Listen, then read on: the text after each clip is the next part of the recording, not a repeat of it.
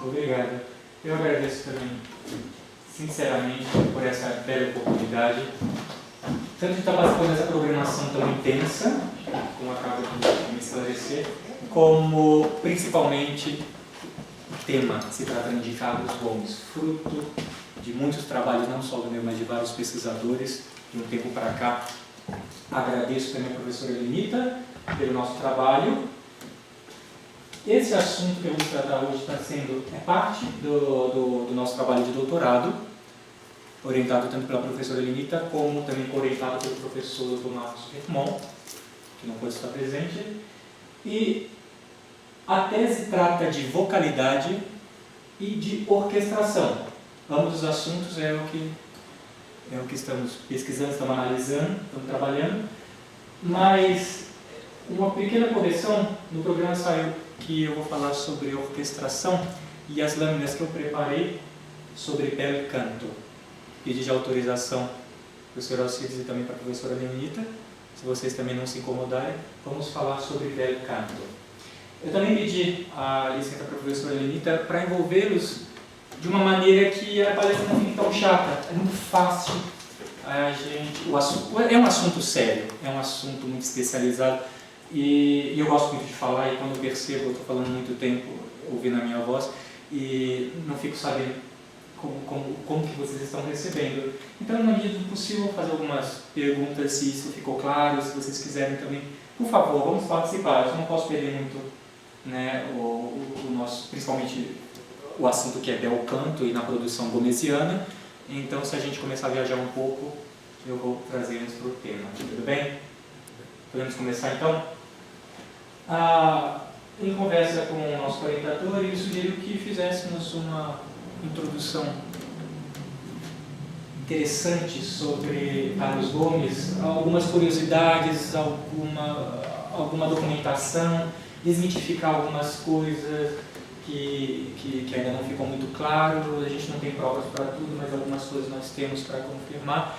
E eu gostaria de envolvê-los nesse assunto. E depois falo sobre esse termo tão instigante, tão vago que é bel canto, e depois de que maneira que Gomes fez uso dessa velha escola, dessa tradição da primeira metade do século XIX, o que, como veremos adiante, bel canto não se trata de um período muito curto, é um período extenso.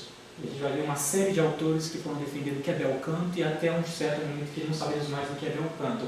Então, o recorte nosso foi o bel canto segundo a ótica de Carlos Gomes, que, por incrível que pareça, ainda é a nossa ótica de bel canto, que é a primeira metade do século XIX na Itália, conhecido como Primo Ottocento italiano. Então, finalmente, apresentaremos uma pequena análise das suas obras. Tem vários elementos bel-cantistas, podemos dizer assim. Não dá para falar de todos, mas vamos ver até onde a gente consegue chegar, desde que seja prazeroso, ok? Vamos passando. A respeito da formação musical de Gomes. A gente tem Campinas, a gente tem Rio de Janeiro, a gente tem Milão. De repente, ele chega em Milão e compõe a primeira ópera no solo italiano, um Guarani, um sucesso retumbante. Não, então ele já sabia música, ele já sabia muito bem música. Quem faz uma coisa dessa ganhando esse status tão rápido como compositor, esse sucesso? Não, então no Brasil já teve essa formação. Aí a gente chega no Rio de Janeiro, tá, e aí? Mas será que ele era tão assíduo assim? Esse é o professor dele, o Giannini, aquela célebre história de que não era tão assíduo nessa arte de ensinar bases e aquele. Então, com quem ele aprendeu? Francisco Manuel da Silva. Ele falou que ele deve a ele mesmo e a Deus. Então, a gente sempre volta no maneco músico, bibliografia incontornável da nossa professora Elenita, e a gente tem pouco material ainda que era música muito prático, né? Pouco material. Como deu essa formação dos filhos do maneco. Mas uma coisa que a gente acha muito curioso, alguns métodos, alguns tratados, e há pouco tempo o Virmont me mostrou, por exemplo, um método para o Fenaroli, que já está aqui no CCLA, que foi encontrado como pertencente à família de familiar Gomes, né? Então a gente sempre fica daquela maneira. Ele está no Rio de Janeiro, compõe 2 óperas assim. Então, com quem que ele aprendeu isso? Afinal de contas, a gente sempre volta nesse assunto. Mas a questão é, chegando em Milão para estudar com Lauro Rossi e depois Alberto Mazzucato, as figuras mais importantes, ambos diretores, primeiro Lauro Rossi, que está até 1871, e depois Alberto Mazzucato, que assume até a sua morte. Professores também de Ponchielli, professor de Piricoli, professor de tantos outros nomes, Fátio, Boito. Mas qual que é a situação de Gomes? Então, o que primeiro deve ficar claro, e acho que talvez alguém possa ter alguma dúvida, mas a gente pode confirmar também, que Gomes nunca foi, de fato, matriculado no Conservatório de Milão. Ele estudou em Milão? Estudou. Isso não diminui em nada o potencial dele e o que ele conquista com isso, porque ficou acordado que teremos aulas avulsas, com um corpo docente, né, nas habilidades que você precisa, para uma prova de proficiência de fato receber. Ele recebeu o diploma de maestro compositor. Tudo bem? Então isso é muito claro, mas o que é interessante, essas curiosidades, é mostrar na carta algumas correspondências. O direttore Lauro Rossi, il signor Antonio Carlos Gomes, prende da direzioni private di composizione. Ele não poteva questa essere regolarmente escrito, explica os motivos. Primeiramente, não tem vaso, segundo a interpretação também do próprio Gasparino Roberto, um musicólogo italiano, ou já passou a idade. E o que é muito interessante é esse final aqui. Peraí, ele precisa se submeter a conhecimentos básicos para não compor apenas por instinto, por aptidão musical, mas por conhecimento, o domínio da ciência musical. E o que é interessante é que nas cartas que ele vai trocar com o mentor dele aqui no Brasil, que vai ser Francisco Manuel da Silva, que era Francisco Manuel da Silva, Gomes é claro em dizer: eu não gosto muito desse tipo de exercício de ficar escrevendo música para a igreja, não é bem isso que eu quero. Ele se espalhou, ele aproveitou na Ópera Nacional. Mas de repente, eu tenho que ficar fazendo esses exercícios, só para que entendam. Esse exercício é de fato muito chato, de contraponto, de ficar cifrando baixo, de ficar levantando os acordes e a partir disso escrever um acompanhamento, a partir daquela configuração do baixo escrever uma melodia, ou a partir daquela melodia colocar o baixo. Então esse tipo de exercício era o que chateava um pouco o Gomes, e ele teve que estudar, isso está claro, que ele teve que estudar esse método de Fenaioli no Conservatório do Rio de Janeiro, com Giannini. E de certa maneira, depois, quando ele acha que fugiu, ganhar a bolsa de estudo, conseguiu a minha premiação em primeiro lugar agora para ir para a Itália, chegar lá, o que ele vai estudar? Esse Fenaioli de novo. E o que é mais interessante é que a gente tem a simultaneidade de 2 gerações, é que Francisco Manuel você vai responder: olha, estou botando uma fé nesse teu professor aí, porque eu lembro que o meu professor, o Sigismund Neumann, ele ensinava a estudar por esse mesmo método, ele fazia assim, assim, assim, só mudava que é assim que ele fazia. Mas é por esse caminho. O Gomes não gostava disso, e chega uma hora ele: não aguento mais escrever música para a igreja, eu não aguento. Itália aqui não é igual o que a gente está pensando ali, está com uma certa decadência. Então, de uma maneira a gente pode interpretar que Gomes pudesse até ter alguns motivos para escrever o que ele gostava, mas ele precisou se submeter a isso e, de fato, ele recebe o diploma de maestro compositor. Uma coisa interessante, só mostrando aqui, é que o próprio musicólogo Gasparino Roberto sugere que havia uma lista de espera de que Gomes faria parte, e nunca o nome dele chegou como aluno regularmente matriculado. Então ele nunca, não entrou nessa lista de espera, ou nunca saiu dessa lista de espera para, de fato, estudar. Bom, então com relação a esses métodos,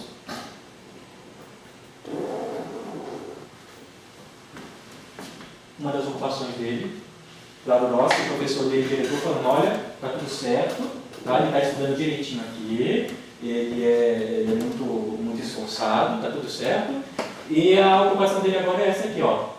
Acompanho na mesa 4 votos com acompanhamento de orquestra, porque Gomes não queria. Tudo bem, se submeteu, fez, e de repente está aqui a prova de que com esse esboço dessa obra sobre o libreto da Frontiera de Astúria, ele recebe o diploma. Outra coisa muito interessante, que muitos já devem ter conhecido, e eu vou pegar esse do trabalho do professor Hugo Nogueira, é de quem estava nessa banca. Mazzucato, Ronchetti, Croft, Bona, acho que muitos já ouviram falar nesse método, muitos conheceram. Essa divisão. Acho muito interessante, sabe por quê? Porque não apenas na Itália, mas aqui no Brasil, isso daria outra pesquisa, é difícil você fugir, nas primeiras escolas de ensino primário de música, fugir do Pasquale Bona. É difícil fugir desse cara. Foi professor de canto até 51 para vozes femininas e a partir de 51 para vozes masculinas também. E ele teve que estar na banca.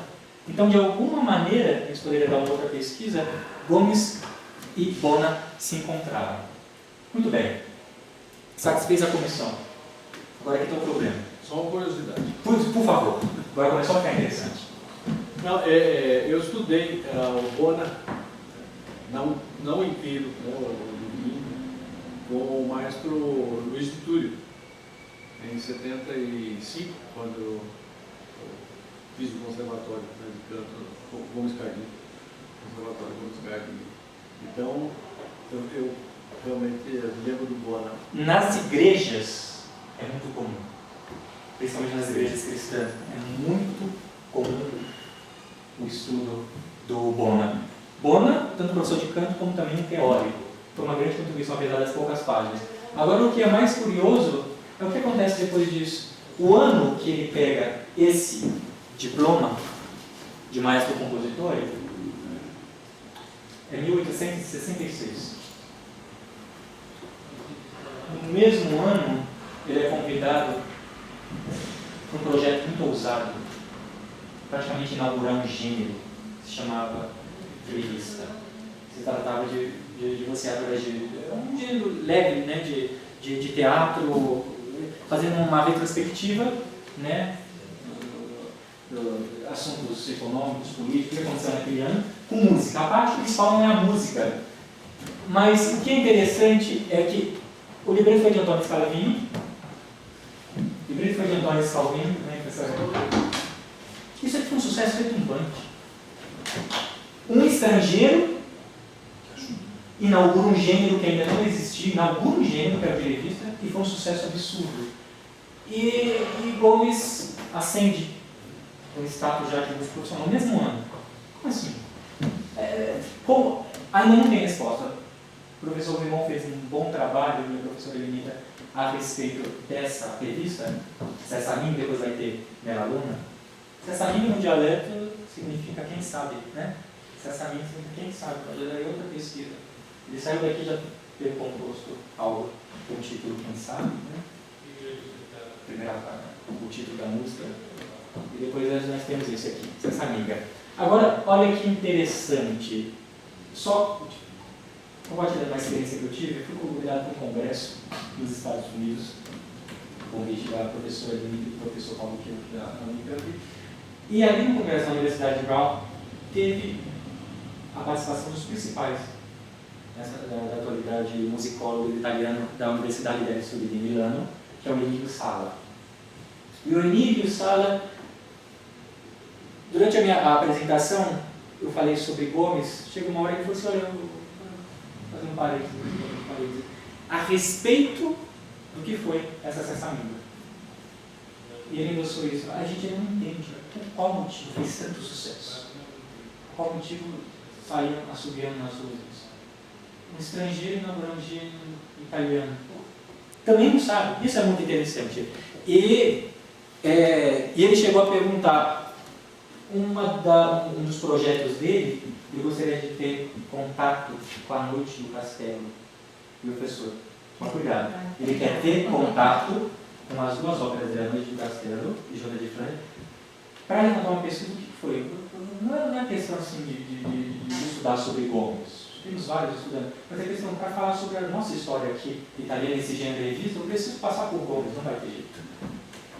Então, isso eu achei muito interessante, esse comentário de uma coisa, nós brasileiros falando Afonso Celso Tumbante, porque saiu nas publicações e ninguém sabe como ele conseguiu, porque era difícil fazer isso. Mas um musicólogo italiano falar como ele conseguiu. Tá. Depois terminar a Luna. A participação do Lauro Rossi, que está aí no cartaz. Foi dedicado. Foi dedicado. Ele dedica esse trabalho ao Lauro Rossi. Ok. Dedica ao Lauro Rossi. Apesar das aulas que não foram tão prazerosas assim, conforme Gomes explica nas cartas que ele fazia, aquele exercício de contraponto. Até hoje na Itália é assim. Tá? Você entra na página dos conservatórios, fazer um mestrado, fazer alguma coisa assim. Uma das provas é fuga 3 ou a 4 voltas.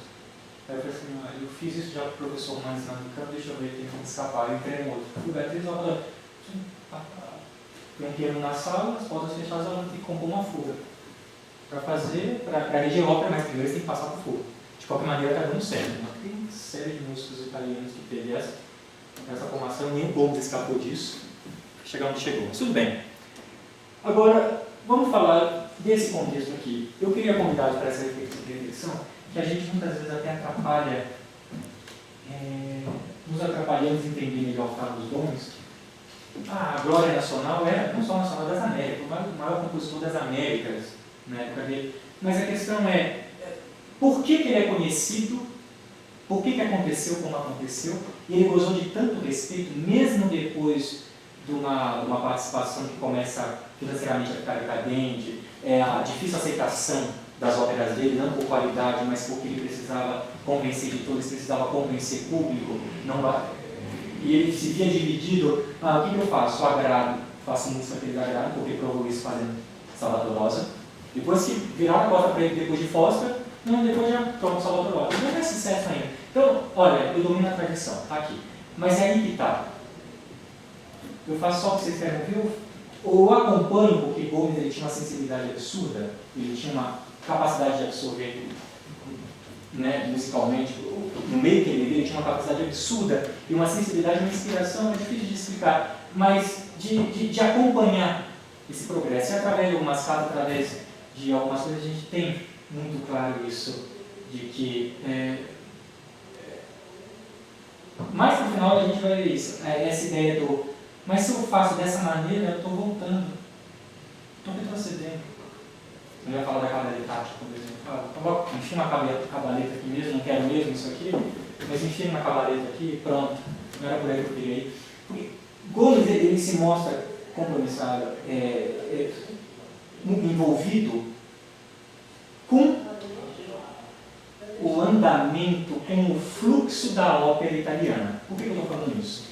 Diferente do que a maioria de nós aqui em Campinas acreditamos e admiramos de Gomes, Gomes é um ponto, é um assunto incontornável na literatura universal da ópera italiana. Por quê?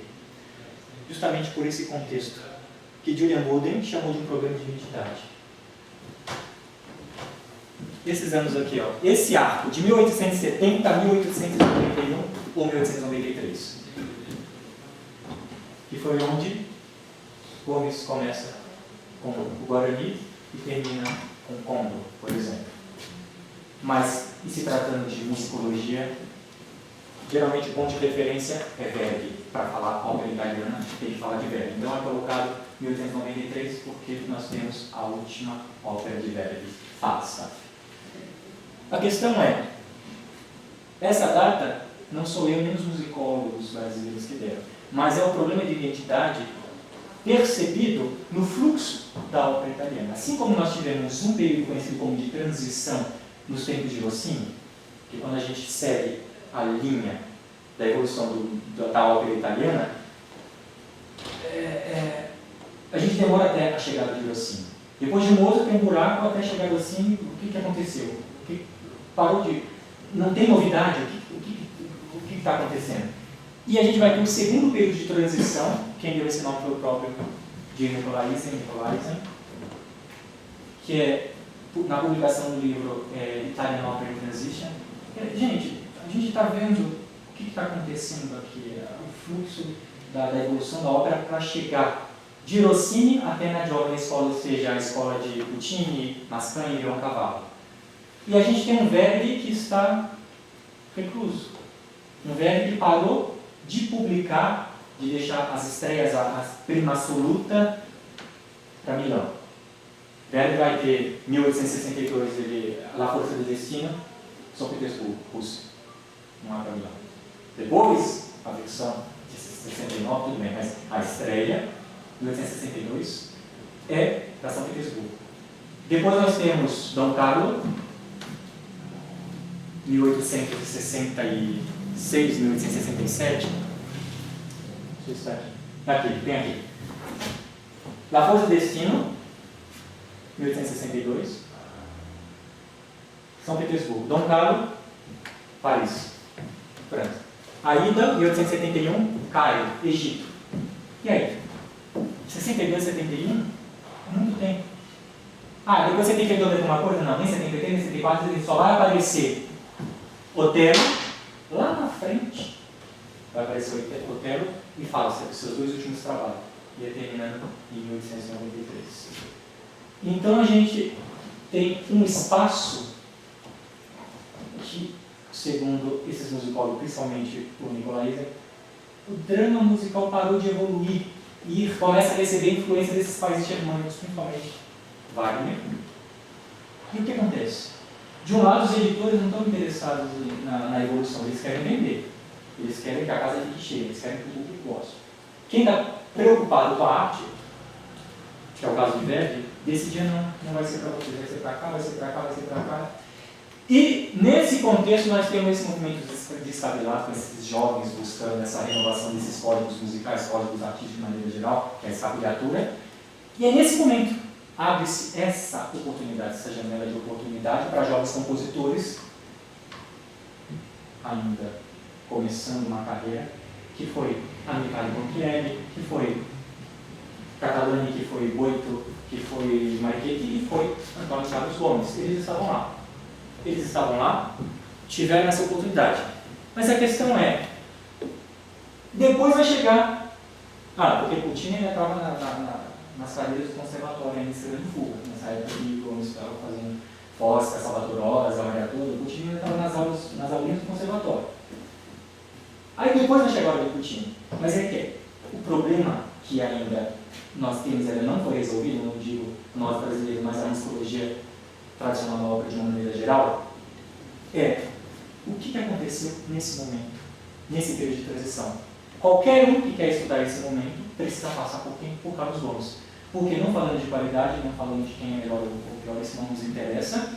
A questão é, ele era muito presente. As obras dele, a produção gomesiana era terrivelmente presente nos principais palcos italianos. Então, esse é um dos principais motivos que dão olhos a Carlos Gomes. Só que o que acontece? Tudo bem, tem o Guarani, que é outro problema. Assim como a inauguração dessa revista aqui foi essa minga. Como aconteceu e de repente fez sucesso? Depois a gente vai ter o Guarani. É um outro problema. Em 1870, o Guarani. Mas como já? No Teatro Alla Scala de Milano, o jovem já começa assim. Aí não pensa que a mesada é boa lá do imperador, então o professor dele, Alberto Mazzucato, que é o diretor do Conservatório de Milão, também é um empresário da Alla Scala. Talvez é isso, talvez cada um fala uma coisa. É só pinchar com dinheiro. E é outro ponto que eu vou identificar aqui. É outro assunto para provar que Gomes, até mais para frente, até quando já tinha passado a fase gloriosa de Guarani e Salvador Rosa, ele continua gostando de um certo respeito ali no cenário italiano, frente aos musicólogos, frente aos editores, gozava de tanto respeito, não apenas por ser convidado para fazer bancas, ser convidado para tanta coisa, ser convidado para encomendar a obra deles, mas também por isso aqui. Um dia, essa pessoa mais respeitada, um homem tão culto, que foi Alberto Mazzucato, falece. Aqui está na Gazeta Musicale de Milano, falando do funeral de Mazzucato. a gente tem presença de vários, inclusive do Aricoboto. Il chiaro maestro Aricoboto, che è certo uno degli allievi che fanno più onore illustro del defunto, ha escrito al direttore della Gazzetta una affettuosa lettera commemorativa. Então, até o Unchieri escreveu uma coisa. Nesse momento, vai estar falando aqui, foi praticamente um feriado nacional para os estabelecimentos musicais, para a editora, a Record estava ali, teve carreata, teve muita coisa acontecendo. Charles Gounod estava presente, Aricoboto e todos os alunos de Mazzucato. Aí está falando sobre o caixão. I cordoni del carro fúnebre erano tenuti come segue. Aqui está o nome de Gomes. 4 para segurar as alças do caixão. Um deles era Gomes. Extremamente seletivo. Isso aqui, ó, não era em 1870. Isso já era na frente, era a morte do professor. Então, Carlos Gomes manteve-se muito respeitado ali, na Itália de uma maneira geral. Aqui, ó, o ilustre maestro Gounod assiste à cerimônia religiosa. Eu tive a participação de todos e ali estavam. Então, eu acho sempre importante porque falava-se a esse respeito. Ah, parece que no funeral do Mazzucato ele teve presente. Não, imagina. Só estava presente quando estava dando uma mesada boa ali. Não. O respeito foi contínuo para a gente falar agora de outros assuntos mais entrando em Bel Canto. Então, por que é importante deixar claro essa contribuição de Carlos Gomes? Para a gente chegar onde a gente precisa chegar agora, o domínio que Carlos Gomes teve dessa tradição primo-ottocentesca italiana, que é o primo-ottocentesca italiano, que é o Bel Canto. Antes da gente falar do Bel Canto em Carlos Gomes, eu preciso fazer uns ganchos que queria provocá-los, tá? Deveria ser o Bel Canto. O Bel Canto, afinal de contas. A gente fala de Bel Canto, a gente vai lembrar primeiro de ópera barroca. A gente tem vários autores que discutiram, são vários, são dezenas, centenas, mas alguns, para ilustrar os melhores trabalhos, nós temos Philippe Drouet começando a pavimentar na musicologia, o que seria o Bel Canto. Então, alguns falam, o Bel Canto nasce em Montevideo e morre em Handel, ele só se aquelas castradas. Passa mais um pouco, aí você vai ver com o Rodolfo Celletti, imagina, o Bel Canto é sinônimo de Rossini. Rossini é a expressão, outros falam não. Em Mozart tem a essência da técnica do Bel Canto. A gente vai ter vários problemas, vários autores que vão trazer isso, o que seria o Bel Canto. E aí, nós vamos ter uma coisa muito interessante, já que a gente falou com o Rossini. Vamos ler a opinião de Rossini.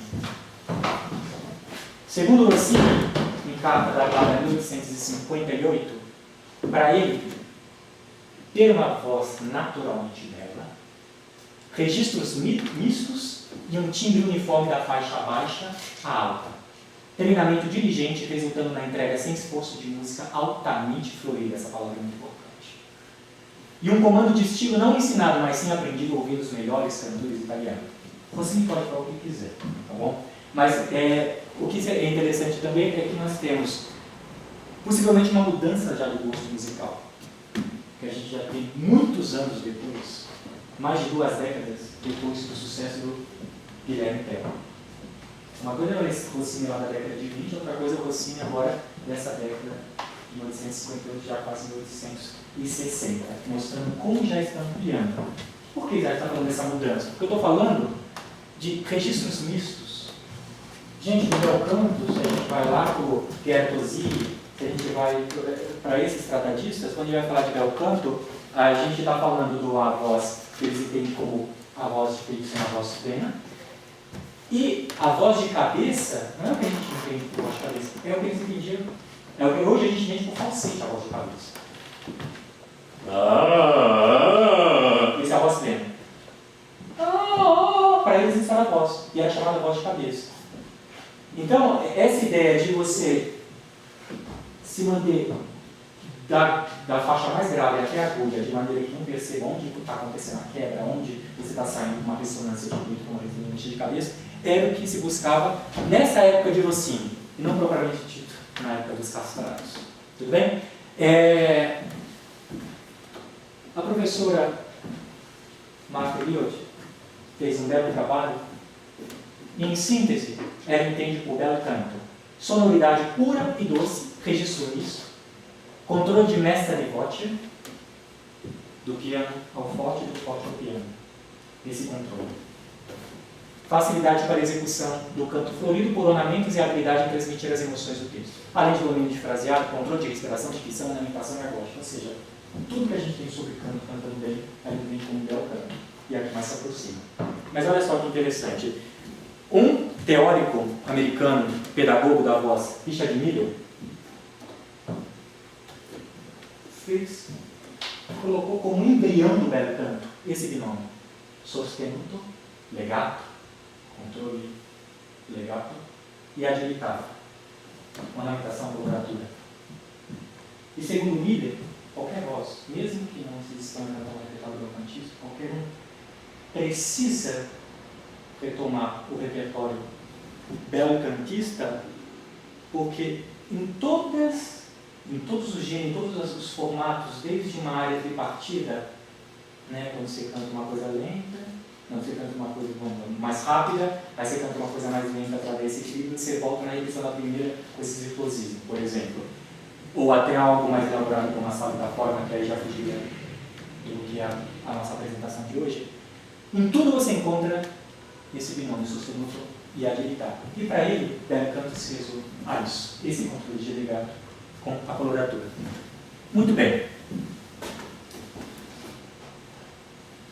O mais curioso nisso tudo é que o termo belo canto só vai passar a ser utilizado em 1838. A primeira vez que tem a publicação do termo belo canto em 1838. Olha quanta coisa aconteceu desde Monteverdi. Olha, Castrado já era passado, não tão distante.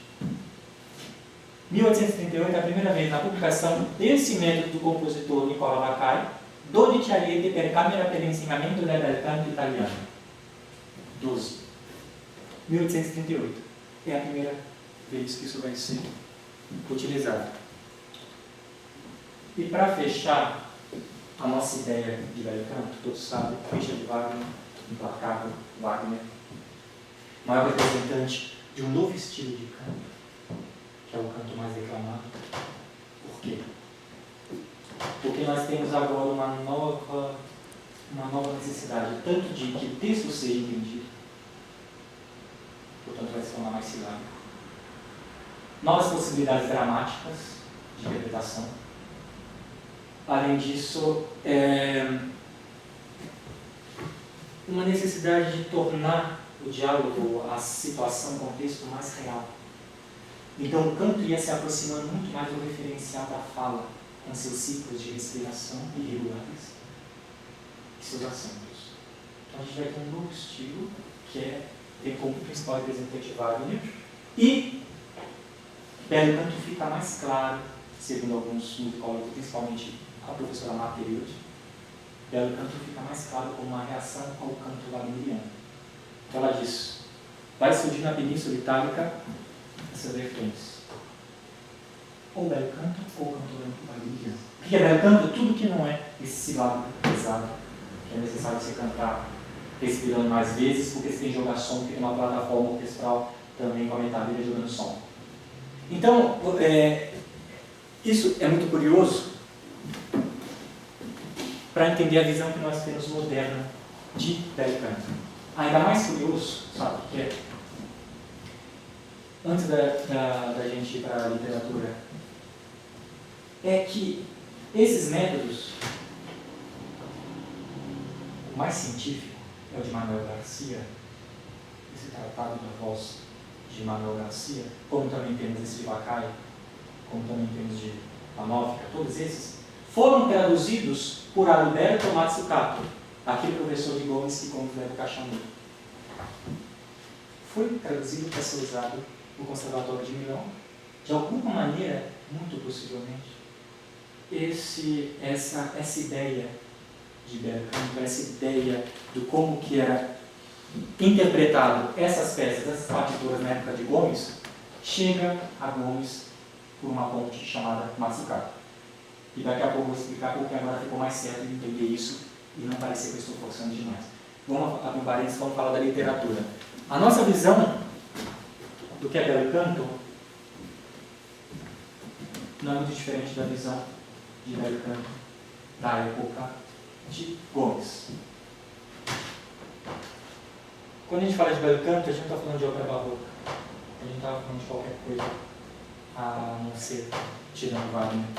A gente está falando principalmente de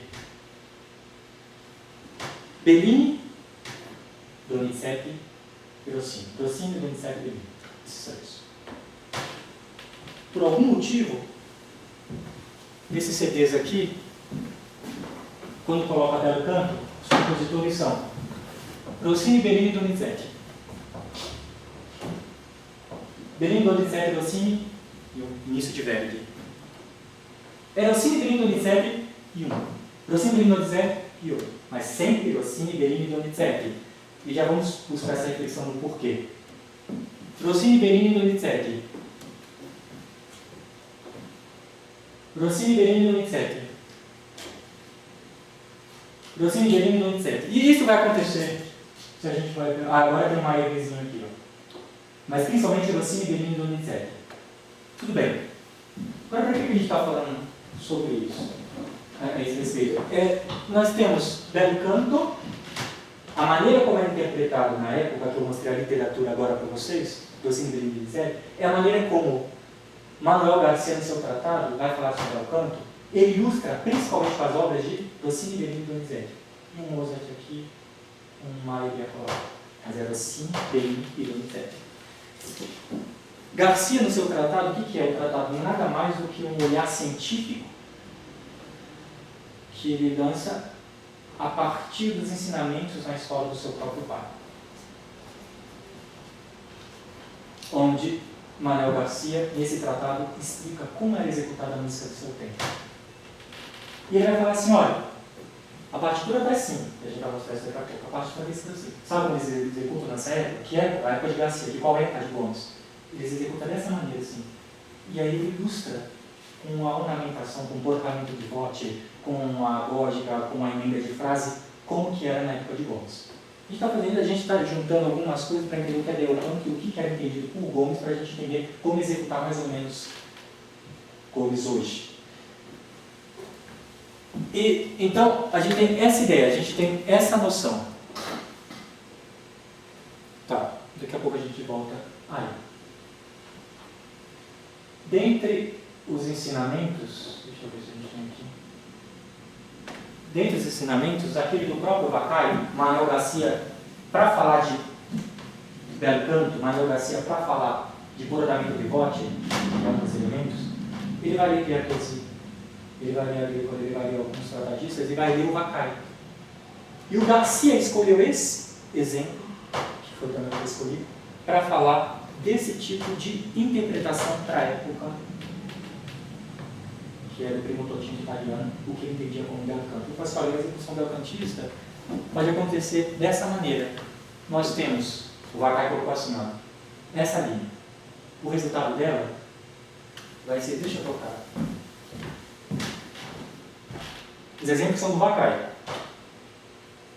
Nós vamos ter isso aqui. Vamos pegar o oitava pulsada.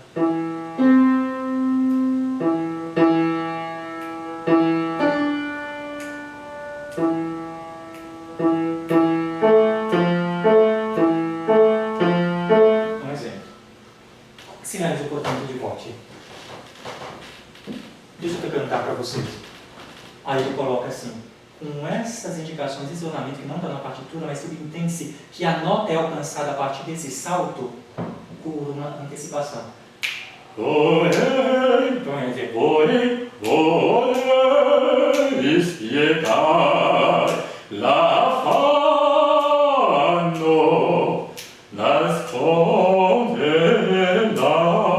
era o que ele tentou de uma maneira muito curiosa explicar. Está escrito assim, mas se canta assim. Em que período? No período de Gomes. Isso é muito interessante. E aí, o próprio Mazzucato vai falar, agora eu vou falar o que está acontecendo aqui nos nossos dias. E ele vai dar um exemplo, por exemplo, em Ana Morena, de Gaetano Donizetti, vai dar exemplos em Rossini, principalmente Rossini, Bellini e Donizetti. Agora, a questão é, o que faltou ser falado? Por qual motivo, sendo que já ficou claro que o belo canto é para fazer uma reação ao bruto canto, vamos chamar assim, esse canto da Wagneriana, por qual motivo é escolhido Rossini, Bellini e Donizetti? Isso abriria a porta para um outro trabalho, mas apenas para provocá-los. Olha só que interessante. O que foi escrito, pensado para os castrados, é mais difícil ser executado para vozes normais, como as nossas. Porque você tem uma escola que nós não conhecemos, por trás de uma caixa, de um material, de uma estrutura que nós não temos hoje, que é dos castrados. E aí? Como executar isso? Por isso que quando a gente erroneamente a gente pode falar, olha, as vozes dramáticas são mais modernas e as vozes mais leves são mais antigas. Cuidado. Porque quando a gente fala de castrado, a gente está falando de soprano. A gente está falando principalmente de métodos de soprano de contato. E aí quando você vai ter uma interpretação de Teleias, Guido Enéas, por exemplo, aí é necessário mezzo-soprano dramático. Nossa, mas tanto peso assim? Naquela época já era necessário vozes de mulheres tão pesadas assim? Atenção, não eram mulheres que cantavam, não homens. Então, isso é muito curioso. Então, a gente tem que fazer uma série de ajustes para, em cima de uma escrita que foi pensada com uma estrutura diferenciada, por trás de uma escola diferenciada, aplicada numa escola moderna, aplicada numa estrutura moderna. E aí, o que começa a ser pensado já em Rossini, para as vozes que nós temos hoje, que não são dos castrados, nós vamos ter como principais representantes, não só os principais, Rossini, Bellini e Donizetti. Também nós temos esses como os pré-românticos, a história da música eu costumo chamar assim, pré-românticos, Rossini, Bellini e Donizetti.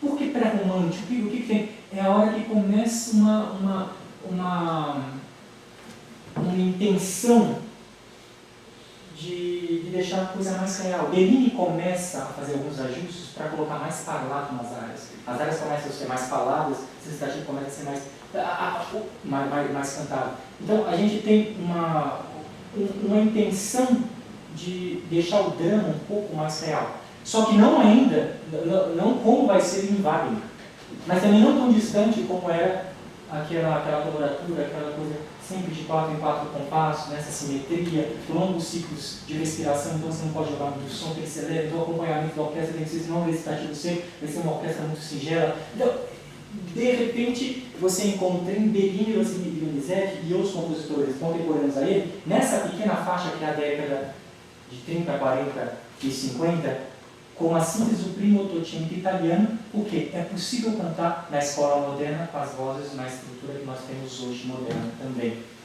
É mais comumente encontrado assim. Então, essa é apenas uma provocação, tudo bem? Vamos falar agora sobre esse portamento de voz, como que isso vai acontecer em Gomes. E já que eu estou com essa linha aberta, isso aqui é uma emenda de frase. Mas o Papa está falando, olha, nessa ópera geralmente é assim, em Donizetti, em Rossini e Bellini, quando você terminando uma frase assim, tem uma pausa, para chegar aqui, geralmente a gente tem essa emenda, um crescendo, isso vai deixar mais dramático. O termo dramático também é provocativo, que ele já criou para a palestra, mas isso é o que Garcia falou, não Isaac falou. Pois alguém quer falar alguma coisa? Por favor, tá? Ok. E nós vamos ter, dentro de Gomes, na produção gomesiana, retomadas dessa velha escola. Que eu tinha pensado. Italiana.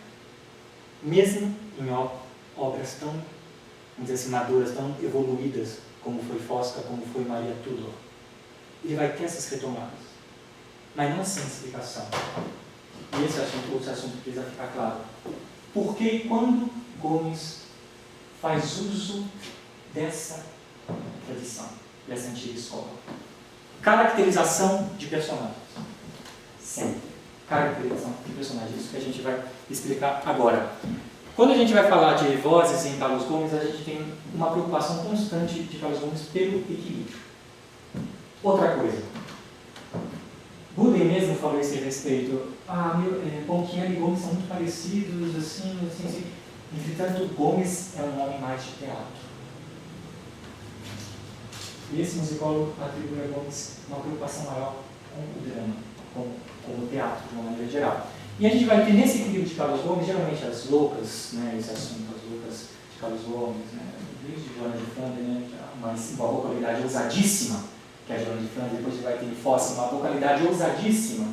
Depois Maria Tudo, pouca gente dá importância para ela, mais ousada ainda do que a de Fosca, a vocalidade dela.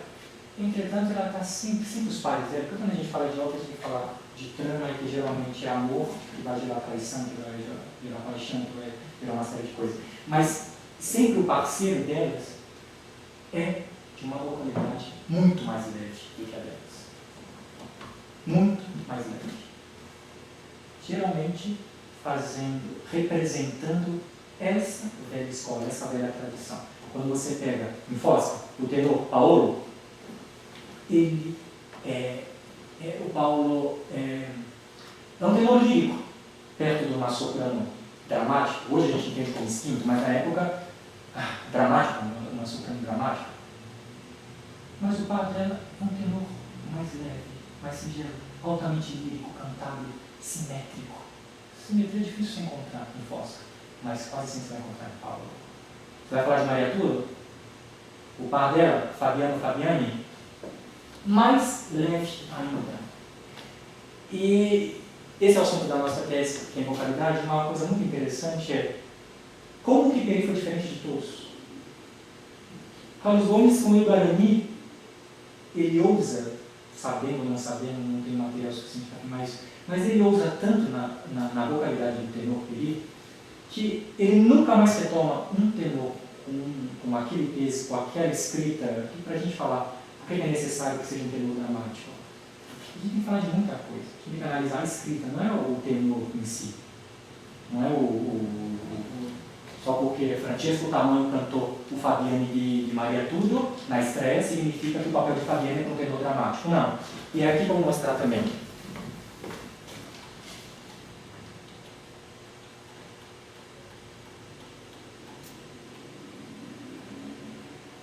Essa correspondência, que desmente o que muitos falaram durante um certo tempo, é entre Carlos Gomes conversando com esse tenor Gomes, que foi considerado por Gomes e reproduzido por Gaspar Neto como modelo de Peri.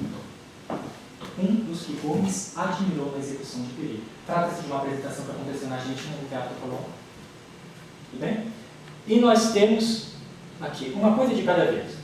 Escreveu o ilustre maestro Bassi, escreveu a exímia Antonieta Fritti, que foi a soprano, não, eu estou falando de Fosca, foi a Fosca.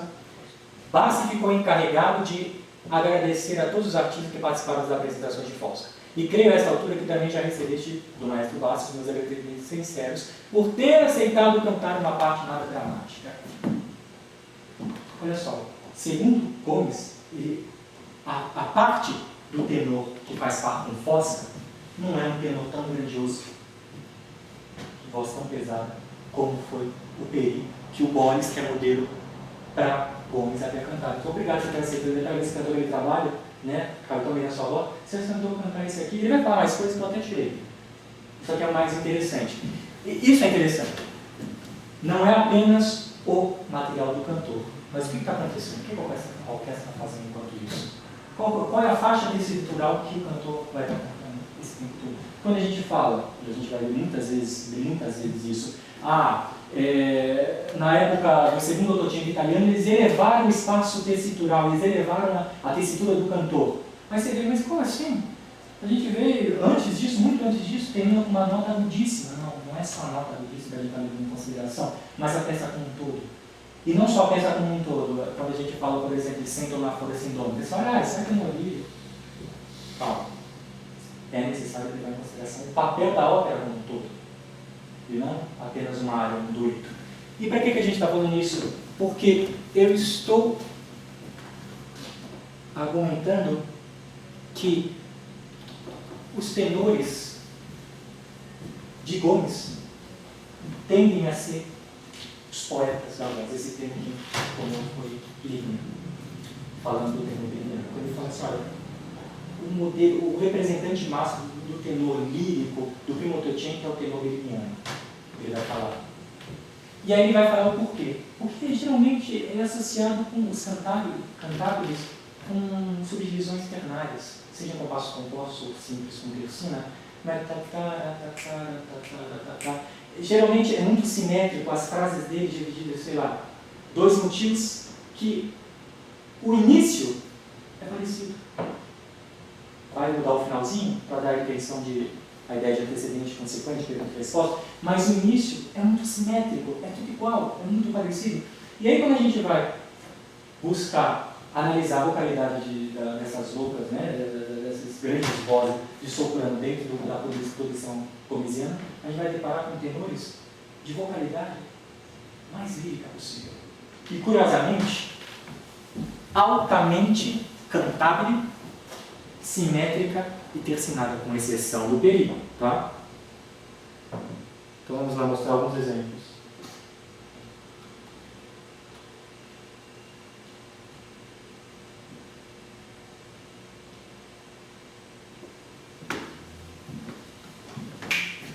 Aqui não dá para enxergar, mas é 9 por 8. Ok? Aqui não dá para enxergar, mas é 3 por 4, mas são tercina. Aqui não dá para enxergar, mas é 6 por 8. Todos subdivisões ternárias. E esse aqui é o Fabiani, o parceiro de Maria Tudor. Com isso, essa simetria.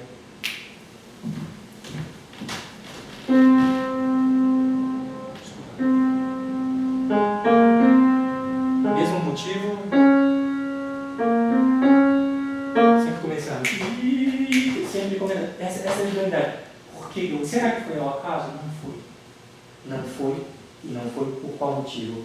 À medida que essas grandes vozes, essas protagonistas, mesmo a sanguinária Tudor, impiedosa Tudor, ou a grandiosa Fosca, contracena com esses seus tenores, com esses seus parceiros, ou os outros personagens contracenam com esses tenores, eles tornam-se também. Por isso que é difícil analisar a vocalidade sem considerar só as áreas dos duetos. Por quê?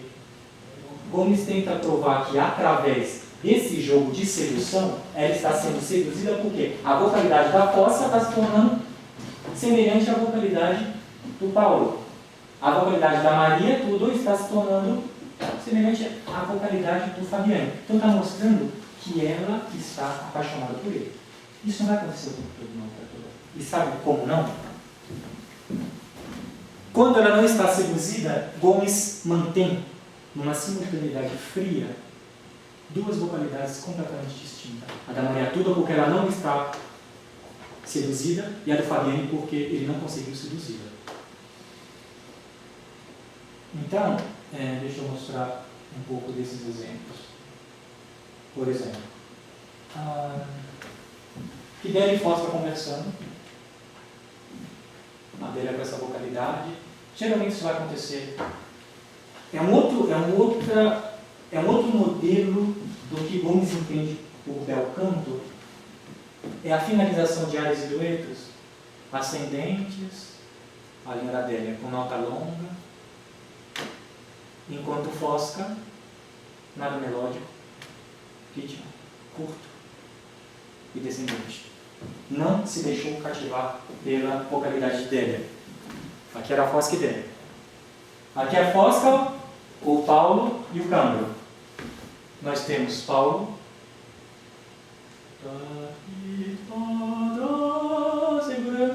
segurando. E é muito geomático a orquestra, é muito pianístico, sempre vai terminar com arpejos. Vou subindo. Termina lírico, longas frases, ligadura, ascendente. Enquanto isso, Fosca e Câmbaro, a vocalidade deles também não se deixou cativar pelo tenor tão poeta da voz que é Paulo.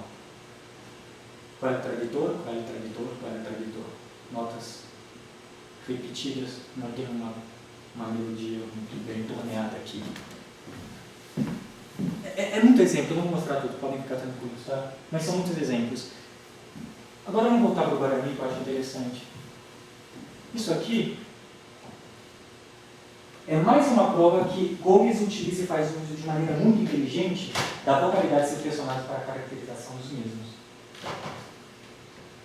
A apresentação, quando chega a Cecília, esse tipo de voz que existe na coloratura, uma facilidade, a coloratura na voz, vai ficando mais leve, que à medida que vai se avançando a ópera, os atos, a vocalidade dela também vai mudando em função do que está acontecendo, do sofrimento dela. Nesse trabalho muito bem escrito pela professora Benito, pelo professor Vimon, foi publicado sobre vocalidade, diz o seguinte: no entanto, ele muda progressivamente essa vocalidade colorida, ágil e fluida para uma linha mais escura, dramática e pesada, à medida que o drama avança para a tragédia em direção ao quarto e último alto.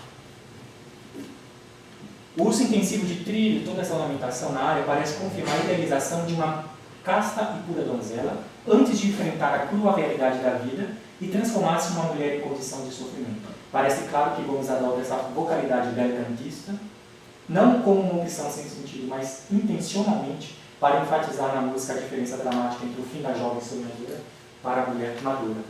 Os pontos dramáticos que isso acontece, a primeira é a tentativa de estupro que ela sofre. Depois a prisão dos animais e depois a morte do pai. A vocalidade dela vai mudando. Então, olha só que interessante. Está apaixonada? Se contagia pela vocalidade que ela está acontecendo, geralmente não estou falando da Cecília. Não se deixou cativar? É fria a simultaneidade de vocalidades diferentes. Não chega a ser, claro, como disse Buden também, a respeito do trabalho lavraviado, falando da Violeta de Verdi, em que seria necessário 4 cantoras, 4 sopranos, começando com uma mais leve, né, com coloratura, até terminar com aquela de peso com diálogo. Né? Não chega a isso, mas pelo menos umas 2 sopranos para fazer Cecília na ópera Guarani seria necessário. Enquanto Fosca, do início até o fim é de peso, Maria Tudo mais lenta, do início ao fim, é de peso. Que horas são? Por favor. 20:46. Tá bom, vamos falar mais um. Falamos sobre os tipos de comportamento de vote. Isso em função da caracterização de seus personagens, Gomes retomando a essa antiga escola belcantista, mesmo Fosca, agora eu estou voltando de onde eu saí, e Maria Tudo, de vocalidade mais ousada, mais de peso, vai se tornar, vai fazendo uso desse comportamento de voz, desses elementos dessa antiga escola. Por exemplo, Gomes é mais claro, assim como Garcia falou, olha, hoje foi necessário Garcia avisar, olha, está escrito assim, mas é interpretado assim, como geralmente ele pede quando ele quer. Isso aqui é de Gomes, portando la voce, foi Gomes que escreveu, ele faz ainda com a ligadura. Às vezes é com slant, ele coloca, ou com abandono, é outro. Comportazione, com slant, portando la voce, são os vários exemplos de portamento de voce que é encontrado nessas vocalidades ousadas. Tudo bem? E já que a gente está falando disso, abrindo outro parênteses, olha só que interessante. É que eu estou falando sobre a inteligência de Gomes para lidar com vozes.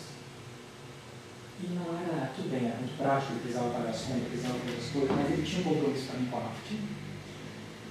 E de maneira muito clara, ele mostra, preocupado com o teatro para a caracterização dos personagens dele, como ele vai fazendo uso da vocalidade de cada um, como certos personagens variam, outros não variam tanto. A gente falou do tenor, quase claro, sempre lírico. Do soprano, que está apaixonado, vai. Agora, e o barítono? Olha que interessante. Se a gente for levar em consideração a escrita de Gomes, ela era muito atualizada para o que estava acontecendo na época dele, que é o nascimento do barítono verdiano. Verdi estava recluso, mas nem por isso parou de escrever. E a gente tem vários exemplos de como nascia o barítono verdiano. O que era o barítono verdiano? Que era muito mais bruto ao canto do que bel canto. E nós temos já na 10ª ópera de Verdi, que foi Macbeth, trocando cartas, Verdi falando: não, eu não quero, a sua voz é muito homogênea. Olha só, o Belcanto está buscando a homogeneidade da voz. Ele fala: não, eu quero vozes que Aqui ela tem uma cor, aqui ela tem outra, eu quero vozes imperfeitas. Eu quero que você recita muito mais do que você cante. Sabe? Ah, mas fulano não é tão afinado, é o único problema que eu tenho, porque ela não precisa cantar. Eu preciso que ela interprete. Então vai nascendo com isso um tipo de voz, e pela tessitura que se canta também, vai nascendo o barítono que vai ser batizado de barítono verdiano. E o curioso é que o barítono francês Victor Maurel, que foi o barítono preferido de Giuseppe Verdi, que é o barítono para quem Giuseppe Verdi vai dedicar seus 2 últimos trabalhos, tanto Otelo, no papel de Iago, como de Fausta, que é o próprio baixo barítono. A carreira de Victor Maurel começa num laboratório gomesiano. Ele foi pratico na ópera Guarani. É ali que começou. É ali que começou. Isso é muito interessante. E é como que Gomes captasse, tinha essa sensibilidade, essa escrita ousada. E aí nós vamos ter lindos barítonos como assim aí. Gomes gosta do Maurel, consegue de que Maurel entre cantando o papel da próxima ópera que vai ser Fosca, o papel de Cândido. Agora, Maurel ganhou um papel de peso. Ele estreia a ópera Fosca. Então, e a gente tem essa vocalidade do barítono, não tem nada de lírica, como é o tenor poeta. O barítono, ele está quase igual, quase do mesmo tamanho da Fosca na vocalidade dele. O câmbio é quase do mesmo tamanho da Fosca. Isso é muito interessante. Como que ele vai distinguir essa vocalidade? Não é prático, o importante é a melodia, o que cantou aqui, passa para cá, na voz do violino, passa para cá, para pronto, para lá e está pronto. Vamos lá. Aqui são só alguns exemplos de emenda. Nós já falamos de comportamento, alguns exemplos de emenda. Como acontece a emenda de frase quando o Gomes quer voltar. Agora voltando, saindo do Dr. Franklin para o belo canto. Quando o Gomes quer retomar essa velha escola, segundo o que Garcia falou que fazia na época, eu dei o exemplo lá de Ana Bolena, de Donizetti. Aqui terminou uma frase que era Isola, e já emenda claramente com crescendo, com ligadura, emenda para l'amore. Quando estava isolado assim, um exemplo, é para vocês chegarem um pouco bem, eu tive que cortar. Não parece tão simétrico assim, mas se eu colocar essa batida como todo, você está vendo tudo de 4 em 4 e de repente você quebra aquele ciclo de respiração, porque você está fazendo uma emenda. Onde que se respira? Mazzucato deixou muito claro isso, os métodos dele. Ele falou assim, Mazzucato contou um monte de fofoca. Então, você olha, outra coisa que eles fazem aqui, quando eles emendam, a próxima nota, eles não atacam sem se respirar. Eles fazem, aí ele respira. Então, a ideia é super, você está com um ciclo, esse ciclo é simétrico, e, portanto, é clássico, vamos dizer, perfeito, belcantista, e você está buscando uma dramatização. E começa com essa emenda de frase. Garcia, não dá tempo de falar tudo, mas a gente tem vários exemplos de que Gomes quebra essa simetria. Aqui é um exemplo, aqui é outro, a própria Adélia, depois do salto, Amada, já emendou. Aqui é outro exemplo, Vienne, já estava com A. Tá, agora eu queria mostrar e ouvir uma coisa com você para falar de mais um exemplo para a gente terminar. No trabalho de Gomes, de uma maneira geral, nós vamos perceber a necessidade dele de, apesar de avançar com parlatos, mesmo nas áreas, e deixar as cenas recitativas mais cantadas, se tornando difícil você perceber quando termina uma cena e começa uma área. Apesar disso, para essa caracterização dos personagens quando ele é necessário, é como que retomasse, é como que abrisse um parênteses ali e colocasse algo de bel canto mesmo. Aquelas áreas que a gente está acostumado a ouvir, que começam um pequeno acompanhamento da orquestra de 2 ou 4 compassos, e aí de repente o tenor começa cantando. Aí depois que ele apresenta o motivo temático, começa soprando cantando. Aí depois os dois vão cantando em paralelismo de sexta, ou até oitava. Aí depois ele segura uma fermata, nota longa. Aí depois eles param, enquanto eles se abraçam a orquestra, repete tudo que eles tocaram, pelo menos o motivo inicial. Aí depois eles retomam e terminam com uma longa ligadura e a orquestra fazendo apelo. Isso está acontecendo muito. Eu poderia mostrar em Guarani muitas, mas eu escolhi, foi justamente a obra considerada mais de peso, mais desenvolvida, que é Maria Tudo, para mostrar a vocês que mesmo em Maria Tudo isso acontece. Colui que não canta ignora l'amor, é o nome da área do dueto do segundo ato. E o libretista, e Gomes, dá uma dica aqui pra gente. Antes de começar esse dueto, Maria pergunta, ela já está formada pela sedução de Fabiane, e ela pergunta, vago filho da Lausônia Terra, dime, quem te ensinou com esta mágica? É como foi assim, me diga quem te ensinou esse feitiço que você inflige no coração. O que você faz para me deixar desse jeito? Ela já está implorando para ele e responde, canto. Eu canto, Maria. É isso que ele responde. E de fato, para envolver, para enfeitiçar, é retomado em Gomes o belo canto. Aquele que não canta, é isso mesmo que você traduziria? Aquele que não canta não se amor. Temos um italiano na plateia, tudo bem? Então vamos ouvir. Com licença.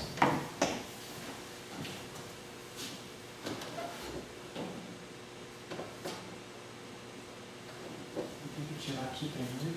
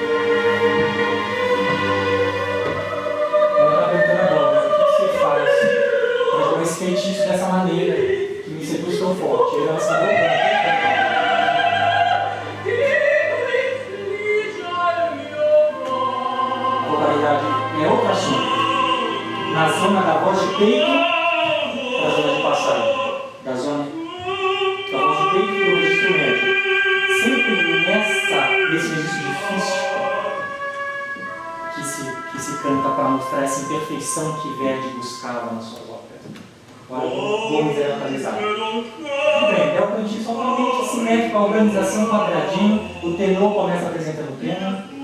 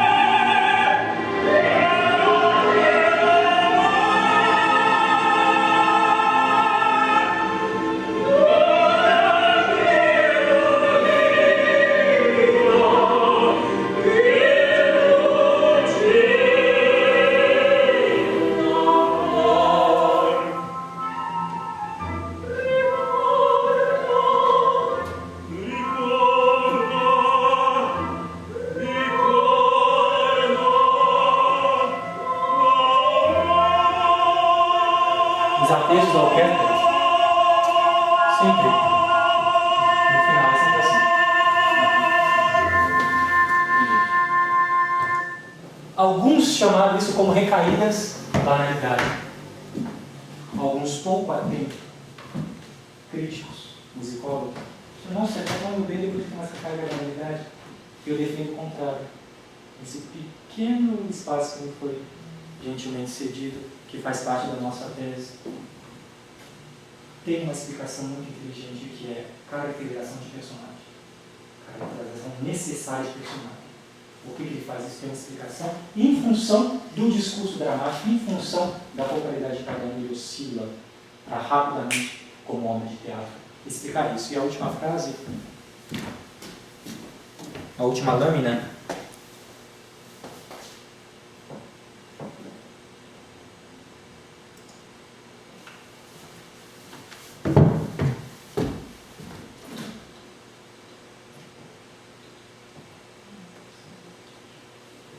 eu queria deixar para vocês isso aqui. É uma conversa interessante.